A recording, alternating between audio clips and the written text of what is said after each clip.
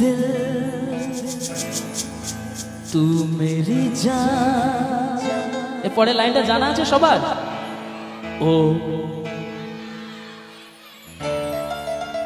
আর প্রত্যেকটা বাবা মায়ের কিন্তু কাছে প্রত্যেকটা সন্তান কিন্তু বিচ্ছু হয় না?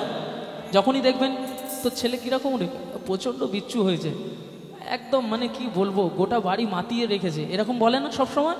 তাই তো বলে मैं मासूम मैं शैतान but you love me। क्या बात। আচ্ছা এবার যদি বলি এই গানটা একটু সবাই মিলে একটু দুটো হাত এইভাবে তুলে গাইতে হবে একসাথে, সবাই রেডি আছি আমরা?